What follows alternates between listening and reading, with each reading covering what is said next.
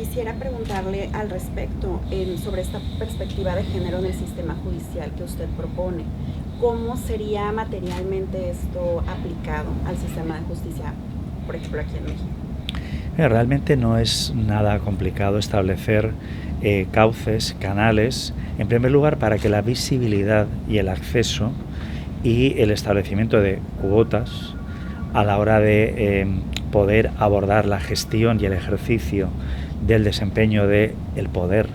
en aquellos estamentos, instancias, clústers, dispositivos donde el ejercicio profesional tenga la oportunidad de ser visto y ser también evaluado, porque lo que no se evalúa no sabemos cómo funciona. En primer lugar, repito que respecto al número y la visibilidad de las mujeres se tomara conciencia de la importancia de utilizar criterios de entidatividad y de inclusión para que realmente no sea una excepción, sino que sea algo ya absolutamente normalizado. Probablemente ese no sea el problema al que usted se está refiriendo, pero esta es una realidad que también en muchos países de Europa todavía no está suficientemente esclarecida y hay mujeres que se sienten todavía un poco incómodas precisamente porque lo que se nota es un grupo de hombres que in illo tempore ha ocupado la silla, y ocupar la silla significa poder decidir y poder ser evaluado, y realmente pues la presencia de mujeres, si hacemos un corte transversal desde una perspectiva antropológica o histórica, lo que nos dice es que ha sido progresivo, paulatino, pero que todavía no se ha materializado en su plenitud. Luego, esto hay que decirlo, es decir, tenemos que estar todos y todas, o todas y todos, en una situación de absoluto cauce de acceso a toda la estructura, desde unos niveles más básicos o de acceso hasta los niveles donde se adoptan decisiones realmente de calado, donde se pueden llegar a planificar y construir programas, actividades, decisiones que converjan con el futuro. Por eso es tan importante que el aporte de energía intelectual, física, el calor que aportamos hombres y mujeres cuando estamos juntos se materialice, que no haya ningún tipo de retroceso ni un paso atrás. Pero probablemente de lo que se trata es de otra cuestión que va conexa. Realmente la introducción de la perspectiva de género a la hora de construir instrumentos, a la hora de poder ser conscientes de que cuando definimos un tipo penal o abordamos la intervención con víctimas o incluso con victimarios, hasta ahora no ha existido una visibilidad de lo que significa y de lo que es una realidad la posición de la mujer en el mundo, en la sociedad. Una posición asimétrica, una posición que a la mujer le ha costado siglos de silencio para poder finalmente ser vista y ser entendida en toda su dimensión, y además eso ha significado que probablemente, si hablamos de evaluación, bueno, pues yo desde una posición, yo soy hombre y ocupo un lugar en el mundo como hombre, como masculino, pero soy consciente de que si tenemos que hacer una evaluación de lo que hasta este momento, donde ha habido una dominancia, una prevalencia, una mayor dedicación y presencia en la toma de decisiones de hombres, el resultado yo creo que está mejorando notable consistentemente desde que la mujer se ha incorporado al mercado laboral y ya está en las mismas posiciones de poder, no todavía consolidadas al 100% donde estamos los hombres. Por tanto, esa perspectiva de género que hay que, en primer lugar, explicarla muy bien. En segundo lugar, actualizarla, a ser una perspectiva de género inclusiva en la cual el hombre también se sienta implicado, porque si no seguimos en canales y vasos comunicantes, las mujeres que reivindican, los hombres que escuchan pero no se pasan al otro lado para formar grupo. Y algunas mujeres a lo mejor que precisamente por el desempeño y la lucha que han tenido que llevar adelante, muchas veces titánica, y eso hay que reconocerlo, pues han llegado en un momento determinado a tener enfrentamientos necesarios con lobbies de poder muy hegemónicos y muy masculinos, y que quizás a lo mejor desde el otro lado pues se sienta una especie a veces como de rechazo a participar en cosas que mucha gente piensa que son exclusivamente de mujeres. No. Este es un estereotipo, es un mito que hay que destruir, hay que absolutamente erradicar, y la perspectiva de género la tenemos que utilizar absolutamente en cualquier tipo de misión en la que nos veamos implicados, que signifique interacción con otros seres humanos. Aquí en Sinaloa y en México, una de las principales quejas, denuncias de las víctimas de violencia de género es que precisamente el sistema de justicia las revictimiza. Entonces, ¿qué opinión le merece lo de la victimización secundaria y cómo se podría corregir con un sistema judicial con perspectiva de género? Claro, esta probablemente sea la línea en la guerra que se está librando contra la violencia de género más llamativa, porque partimos de la conciencia y de la visibilidad de la violencia de género como algo que en sí mismo es una anomalía del sistema, porque se da en las familias, se produce y prolifera en organizaciones, en instituciones, en la escuela, en el mundo del deporte, es decir, está en todas las estructuras y procesos de socialización, lo cual, claro, es muy significativo, porque simplemente basta con arañar un poco esa capa superficial en la cual nos hemos ido moviendo durante prácticamente 20 siglos para descubrir de que había algo que estaba francamente mal, y de lo que no se hablaba, de lo que no se comentaba, porque parecía que era normal y, lo que es más grave, natural. La naturaleza no tiene nada que ver con que el hombre domine a la mujer. Lo que no podemos es creer que porque vemos un documental en la televisión, que también se deberían de revisar, porque esta es una línea de investigación que tenemos ahora también, porque muchas veces cuando vemos un documental todo se reduce a posiciones de sumisión y dominio, que luego en algunas interlocuciones que vemos en medios de comunicación, algunas personas utilizan eso, que muchas veces está lleno de defectos y de fallos, muchas veces incluso de carácter científico, para extrapolarlo a la realidad masculina y femenina, como si todavía nos tuviéramos que definir como machos y hembras. Dios mío, no. El ser humano es mucho más que eso, y precisamente ahí es donde se diferencia el orden natural, sujeto a ciclos, sujeto a controles, es decir, respecto al ser humano, que tiene la libertad para elegir y sobre todo para establecer canales que sirvan para el mantenimiento y la sostenibilidad de todo el entorno. Pero vamos a la pregunta. Es cierto que en los juzgados, cuando una mujer entra por la puerta del juzgado, el sistema judicial en sí mismo está sujeto a unos controles, a unos rigores, a unas premisas y unos paradigmas que muchas veces hacen que la mujer se sienta francamente mal, desatendida. Esa frialdad aparente que tiene que tener el sistema, que no tiene por qué ser frío, tiene que ser en principio simplemente neutral, indagar, recoger datos y, a la luz de los datos que tenemos, actuar e intervenir. Pero eso no significa que no se determinen y no se establezcan canales, posiciones de personas que intervengan en el proceso para hacer que la mujer no se sienta desanimada porque vea que ha servido de muy poco reivindicar una situación cierta, porque luego, una vez que termina o el proceso llega a un punto en el cual hay que ejecutarlo, nos encontramos con que ha servido de muy poco. Por eso el sistema judicial tiene no solamente que trabajar desde una perspectiva de género, y más fundamentalmente en violencia de género, sino establecer y crear un ambiente y un itinerario desde que la mujer entra o la denuncia recepcionada hasta que el proceso finaliza, para que las víctimas de violencia de género entiendan que el sistema legal está sujeto a controles, a rigores, que tiene que poner luz sobre sombra y tiene que adoptar una decisión que en determinados casos puede ser que no le convenza,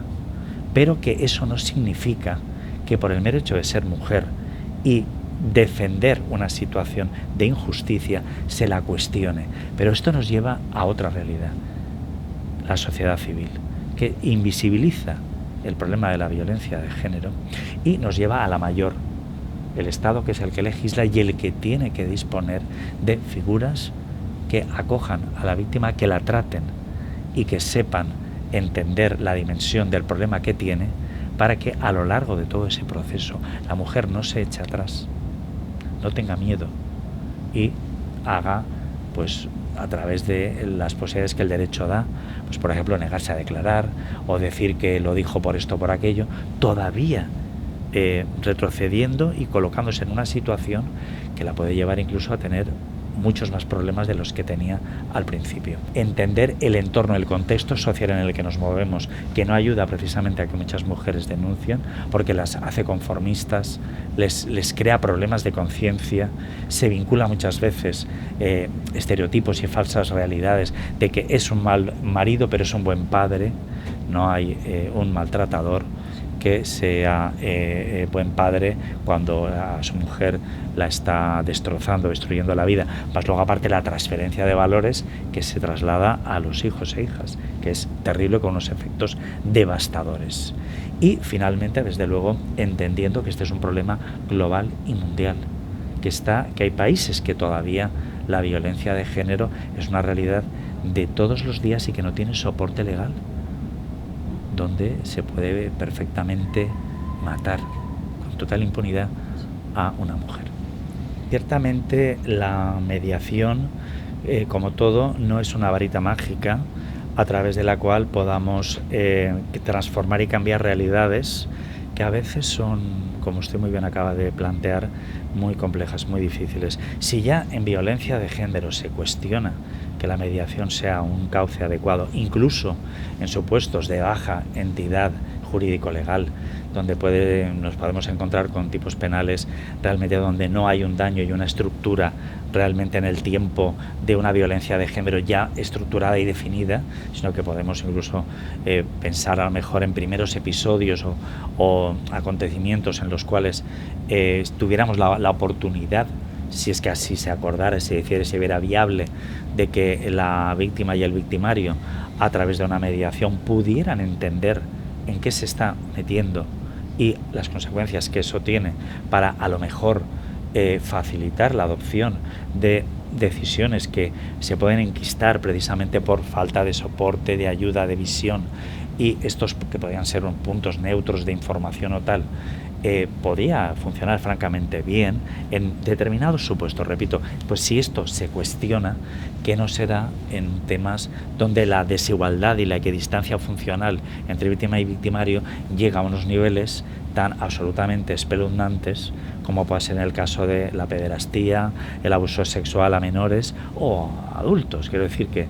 lo que sucede es que, claro, un menor no tiene todavía desarrolladas las facultades cognitivas ni tampoco una experiencia en la vida de una manera consistente como para saber si participar en algo que podía ser una mediación o podía ser cualquier tipo de actividad donde la palabra mediación tuviera ocurrencia y oportunidad de entrar, si no por la puerta de la derecha, por la puerta de la izquierda. Pero ciertamente, repito, decir sí o decir no es muy complejo. Yo aquí lo que propongo es la individualización de cada supuesto y qué es lo que yo defiendo para el tema de la violencia de género también, ¿vale? Es decir, hay supuestos en los cuales sería una tortura y un abuso y una victimización espeluznante proponer a una víctima que entrara en una mediación. Pero claro, aquí estamos en lo que estamos. Imagínese, por ejemplo, un supuesto de secuestro, que yo en los talleres voy a plantear algo de este tipo, ¿no? Donde, pasado un tiempo, la víctima pudiera acceder al sistema penitenciario y se estableciera unos programas para intervenir con los secuestradores, donde la víctima, ya recuperada voluntariamente y empoderada,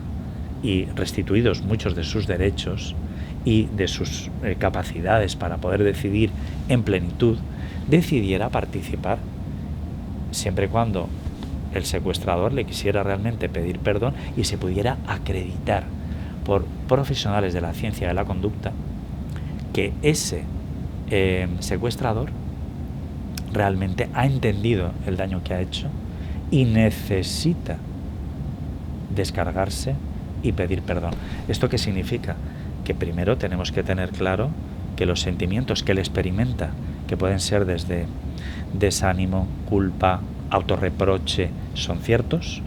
y en segundo lugar que la víctima desee participar precisamente para descubrir que la otra persona, cuando ha sido colocada en su sitio,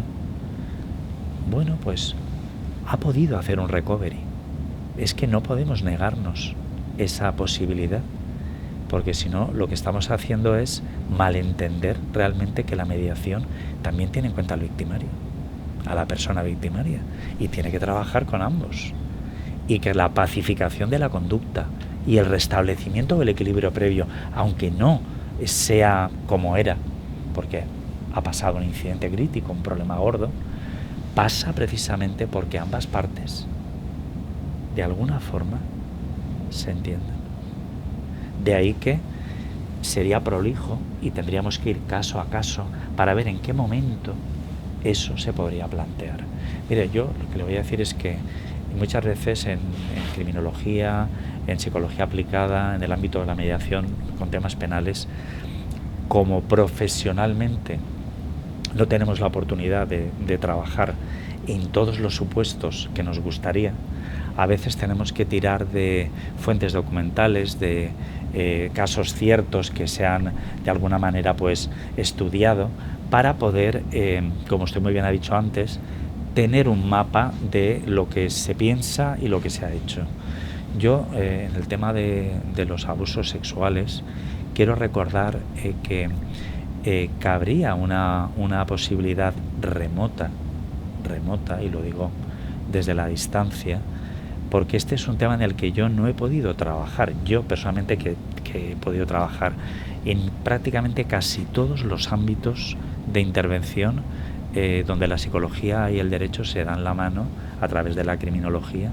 Justamente cuando pusimos en marcha un programa de reeducación sexual,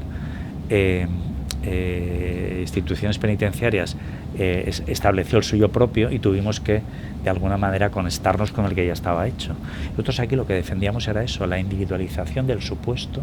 estudiar el supuesto de hecho, y luego, como le digo, hay algunos casos donde sí que se ha visto que, repito, se podría no cerrar, por supuesto, la hipótesis alternativa, ya que la hipótesis nula que tenemos mayoritaria es que no hay posibilidad, repito, una alternativa de que en algunos casos podría resultar útil. De hecho, en muchas denuncias que están proliferando ahora con el tema del acoso sexual, por ejemplo, donde no se ha llegado a perpetrar una relación, materializar una relación invasiva con el cuerpo sobre la víctima, sí que yo, por ejemplo, he tenido alguna mediación donde se entra por el tipo penal del acoso sexual y se cierra la mediación con la redefinición del tipo de injuria grave por acuerdo entre víctima y victimario, obteniendo a la víctima un resarcimiento no solamente emocional y psicológico, sino económico muy importante para poder seguir con su vida. Porque si no, lo que tenemos es un pleito judicial al no haber acuerdo, donde en estos casos muchas veces, salvo que se tenga todo sobre el papel muy bien establecido, la victimización secundaria es tremenda para las mujeres además. De ahí que, insisto, individualización, estudio de cada uno de los casos y no de construir la hipótesis alternativa, dejarla abierta porque podría haber algún caso en que podría perfectamente funcionar. Entonces, en el terreno de los derechos humanos, yo pienso que tenemos que hacer una entrada nueva, ampliándolos como derecho de las personas o derechos de los seres vivos en términos generales. También quiero hacer una pequeña entrada en ese punto sin desvirtuar la mayor, porque nos referimos a personas, naturalmente. Luego, cómo a través de la mediación sería posible construir individuos, seres humanos, personas preparadas para entender que el primer conflicto que uno tiene es cuando toma conciencia de que está vivo y que puede tener un papel en el mundo y en la vida. Es un conflicto de tu yo en el mundo. ¿Qué quiero hacer? ¿Para qué estoy aquí? Son las grandes preguntas. Pero el momento en que empiezas a moverte en el itinerario precisamente de la construcción de tu yo y a interactuar con otras personas, empiezas a darte cuenta de que la vida es ir solucionando problemas. De que hoy tienes un problema, una vez que lo solucionas, el problema te lleva a otro problema. Lo solucionas y se te lleva a otro problema. Lo solucionas y cuando un problema no se soluciona o se soluciona a medias, quedan secuelas, quedan problemas, se producen involuciones. De ahí que la mediación como instrumento de construcción de la personalidad del ser humano, individuos para la cultura de la paz, individuos preparados para entender que cuando tienen un problema, el recurso a las armas, a la violencia, no es la solución. Si realmente llegamos a un punto de inflexión en el cual desde los procesos, y reivindico además la proliferación de asignaturas en la formación básica de los jóvenes que tenga que ver con la cultura de paz y con la mediación, eso con lo que tiene con la mediación, y finalmente introducir la perspectiva de género dentro de la especie humana, porque precisamente venimos de una posición no igualitaria y la visibilidad y el papel de la mujer en la construcción del futuro lo es todo.